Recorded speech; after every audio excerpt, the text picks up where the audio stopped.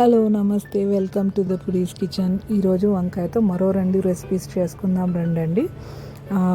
వంకాయలు తీసుకున్నాను, ఇలా స్లైస్ చేసుకున్నాను, ఆయిల్లో వేయించేసుకున్నాను. డీప్ ఫ్రై చేయాలి, డీప్ రోస్ట్ చేయాలి, డీప్గా రోస్ట్ చేసుకోవాలి.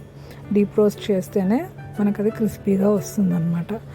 దీనికి మనము ఇలాగా నేను డీప్ రోస్ట్ చేసుకొని కావాల్సినంత కారము, పసుపు, ఉప్పు కలిపి వేసేసుకొని ఇలా మిక్స్ చేసేసాను. అది డీప్ రోస్ట్ అయిన వంకాయలను, ఆ స్లైసెస్ను.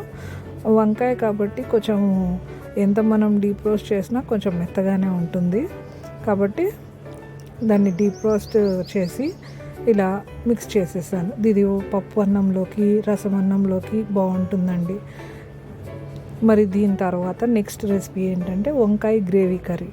వంకాయ, ఆలుగడ్డ. వంకాయలు ఒక 6 తీసుకున్నాను, ఆలుగడ్డలు 2 కడిగి కట్ చేసి ఉప్పు నీళ్ళల్లో, ఆలుగడ్డలేమో తోలు తీసి కట్ చేసి ఉప్పు నీళ్ళల్లో వేసేసాను. ఒక టమాటా తీసుకున్నాను, చిన్న చిన్న ఆనియన్స్ చిన్న చిన్న పీసెస్గా కోసి ఆయిల్లో వేయించేసుకొని జీలకర్ర, మెంతులు వేసుకొని వేయించేసి దాంట్లో పచ్చివాసన పోయేంత వరకు అల్లం వెల్లుల్లి పేస్ట్ని కలిపేసి ఆయిల్లో వేగేంత వరకు వెయిట్ చేసి పసుపు 1/2 టేబుల్ స్పూను, 2 టేబుల్ స్పూన్స్ కారము, 1 టేబుల్ స్పూన్ ధనియాల పొడి, 1 టేబుల్ స్పూన్ ఉప్పు వేసి ఇలా నీట్గా కలిపేసి కొన్ని నీళ్లు పోసుకుని 1 గ్లాసు నీళ్లు పోసానండి.